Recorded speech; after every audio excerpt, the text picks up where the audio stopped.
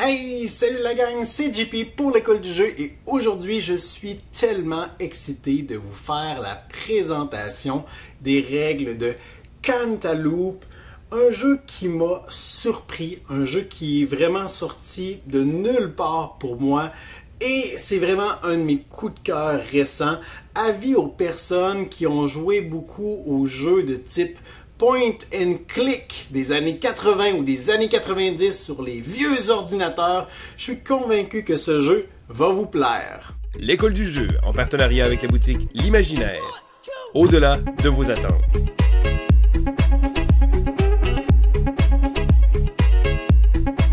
Nous voici donc devant Cantaloupe, ce jeu pour 1 à 4 joueurs qui, bien honnêtement, se dégustera, se savourera de façon optimale dans une configuration en solitaire, donc en solo. Mais rien ne vous empêche de vivre l'aventure avec d'autres personnes autour de vous. Donc, Cantaloupe reprend l'esprit, vraiment la dynamique des vieux jeux des années 80 et 90, des jeux qu'on appelait ou qu'on qualifiait de point and click.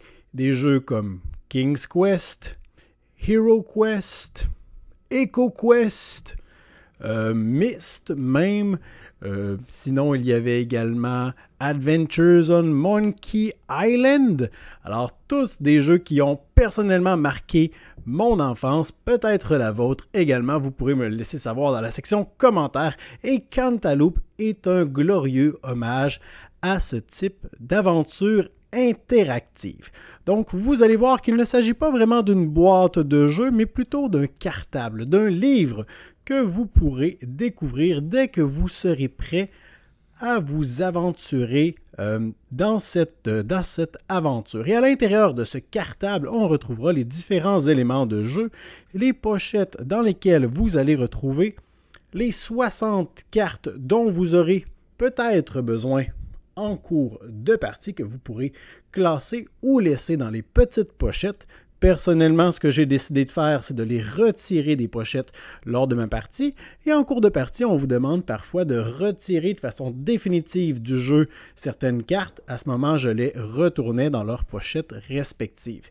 Et dans mon petit espace du bas ici, on va retrouver 4 éléments de jeu qui nous seront donnés dès le début de la partie, c'est-à-dire notre carte postale de Cantaloupe, la ville dans laquelle nous allons vivre nos aventures, qui va nous servir à différentes choses en cours de partie.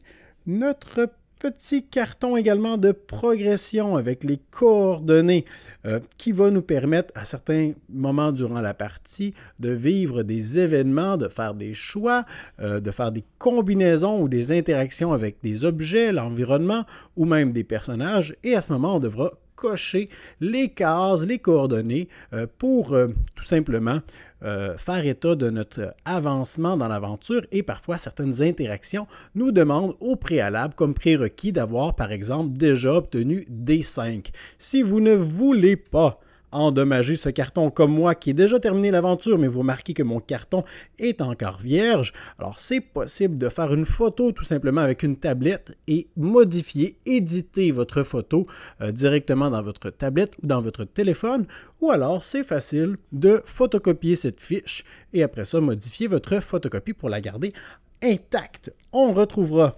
également l'inventaire. Alors l'inventaire est un dépliant comme ceci, complètement illisible recto verso avec toutes sortes de codes. C'est pourquoi on va vous donner également à l'intérieur de cette pochette votre clé de décodage. Comme dans les années 80 et 90, avec les petites lunettes qu'on retrouvait parfois lorsqu'on allait au McDonald's et qu'on pouvait lire certaines informations. Alors vous voyez ici que lorsqu'on passe la clé de décodage sur ce texte illisible, et bien tout à coup, on pourra le lire. Alors, une fois que vous aurez ramassé tous ces éléments de jeu et que vous les aurez mis près de votre espace personnel, vous serez prêt à lire les règles du jeu qui tiennent en quelques pages. Bien évidemment, j'ai sous la main la version anglaise. Je crois que c'est la seule qui, en date d'aujourd'hui, est disponible. J'ai une grande espérance que ce jeu sortira en langue française, puisque, comme je le disais, c'est vraiment un glorieux hommage à tous les jeux de point and click que vous avez peut-être déjà expérimenté lorsque vous étiez plus jeune. Alors, je vous donne un bon exemple juste ici. Lorsqu'on met la clé de décodage, eh bien, on voit apparaître le texte, ce qui est vraiment génial et qui nous empêche de nous spoiler nous-mêmes. Alors, en ayant l'inventaire sous la main, vous comprenez bien qu'il y a plusieurs éléments très indispensables et importants qui se trouvent présentement sous vos yeux, mais je ne vous gâche rien puisqu'il faudrait avoir la clé de décodage et c'est très efficace pour lire les informations, alors que parfois, on nous demande de tourner une certaine page et là, on a les informations qui sont écrites noir sur blanc. Alors, ça nous permet d'avoir vraiment les informations dissimulées sans pouvoir se gâcher quoi que ce soit. Alors, somme toute, les règles sont plutôt simples. Après 4 pages d'explication, vous êtes prêt déjà à vous lancer dans la partie avec un petit prologue où vous allez en connaître un peu plus sur le protagoniste de cette aventure, c'est-à-dire Hook. Hook, qui sera le personnage que vous incarnerez, ainsi que ses motifs, ses intentions. Pourquoi est-ce que Hook est de retour dans la région de Cantaloupe après avoir disparu complètement de la map pendant plusieurs années? Alors, une fois que le prologue sera terminé, on vous indiquera les éléments de jeu auxquels vous pourrez avoir accès et on vous donnera également 2 cartes avec lesquelles commencer votre aventure, votre téléphone cellulaire ainsi qu'une loupe. Sur le côté du côté calepin de chacune des cartes, on vous donne une petite description parfois physique de l'objet, parfois un petit indice sur son utilité et parfois tout simplement des informations qui vous disent clairement comment utiliser l'objet. Dans ce cas-ci, on va utiliser la loupe pour interagir avec des personnages pour leur parler ou alors pour inspecter d'autres objets ou d'autres lieux. Une fois que tous les éléments sont mis en place, on vous indique de tourner au lieu numéro 1. Alors on remarque juste ici les lieux 1, 2, 3, 4, 5, 6, 7, 8. Et si on continuait comme ça, on verrait les lieux jusqu'à 16. Puis ça continue. Les lieux 17, 18, 19 et 20. Il y a donc 20 lieux qu'on devra explorer durant notre aventure. Mais ce n'est pas tout. Il y a également des interactions, des dialogues. Alors les lettres sont représentées par des interactions avec des personnages. Interactions ou dialogue A, B, C, D. Et ça continue de l'autre côté jusqu'à L.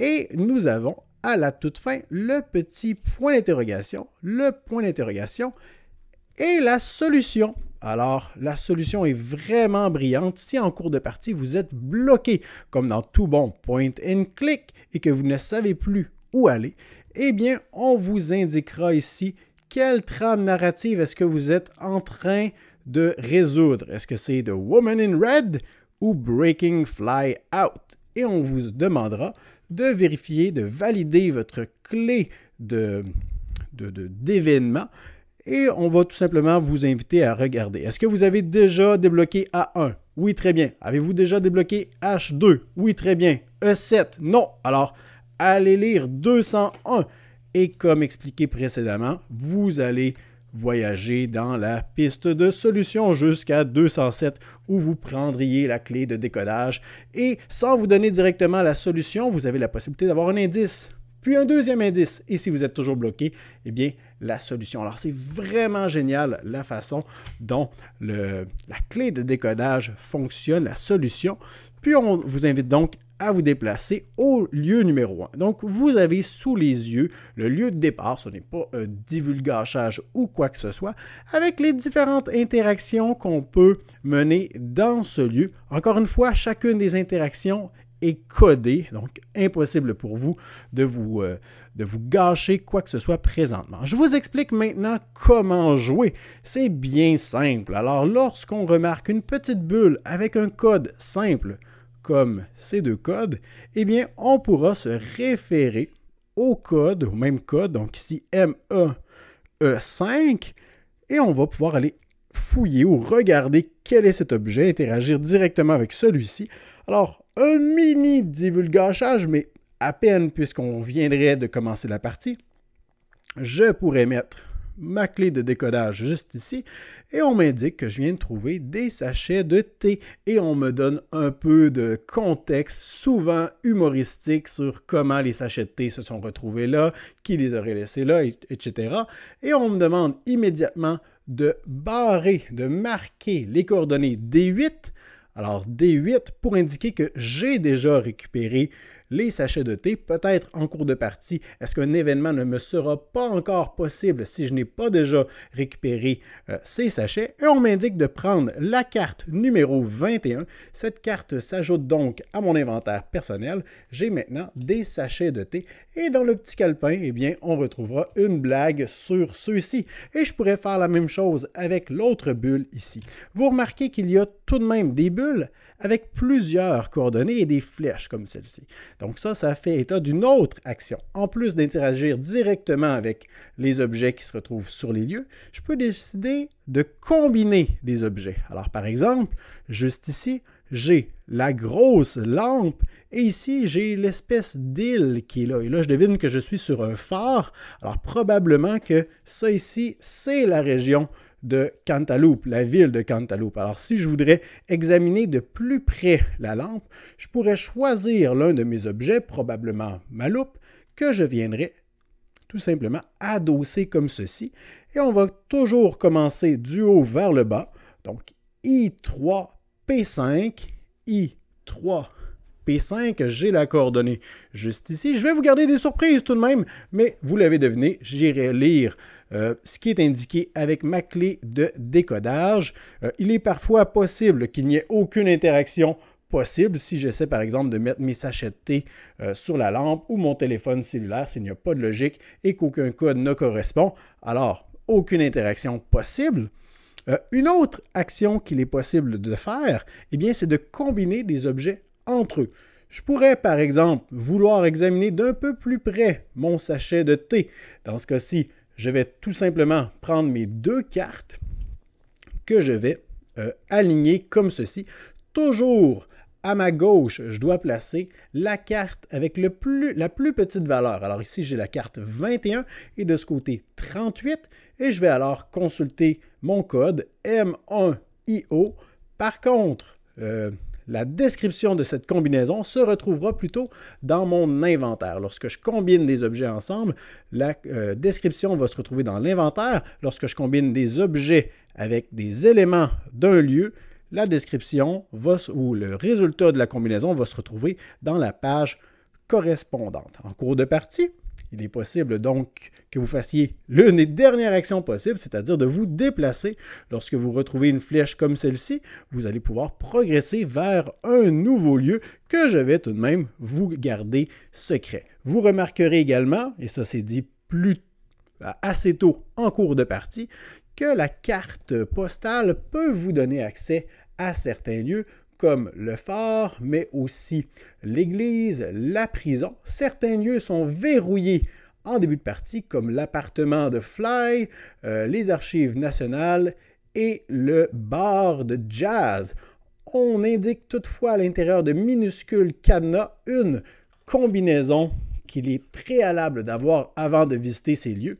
Alors, par exemple, l'appartement de Fly nous demande d'avoir la coordonnée B4. Lorsque j'aurai débloqué un événement qui me permettra d'obtenir B4, eh bien, je pourrai me rendre dans ce lieu. Certains objets, parfois, ont des interactions qui vont être débloquées selon les coordonnées que vous allez pouvoir obtenir également en cours de partie. Je termine avec deux éléments de jeu dont je ne vous ai pas parlé puisque vous allez les voir apparaître en cours de partie, mais je les trouve tellement géniaux que je prends la peine de vous en parler maintenant. C'est que parfois, dans certains lieux où vous vous trouverez, on vous demandera d'ajouter une carte au décor qui viendra changer littéralement les opportunités que vous aurez. Alors, en ajoutant par exemple la carte au décor, on remarque que certains objets ou personnages ont quitté la scène. Les options qui s'y trouvaient auparavant ne sont plus disponibles, mais par contre, je viens de trouver une trappe dans le sol qui me donne accès à un nouveau lieu. Alors, il y a toutes sortes d'événements qui peuvent débloquer ce genre d'opportunités.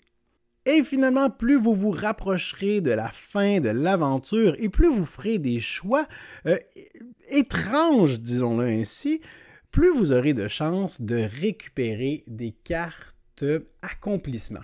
Ces cartes accomplissement n'ont aucune valeur pour ce qui est de l'accomplissement de la fin de votre campagne, c'est-à-dire qu'elles ne vont pas vous aider ou vous nuire.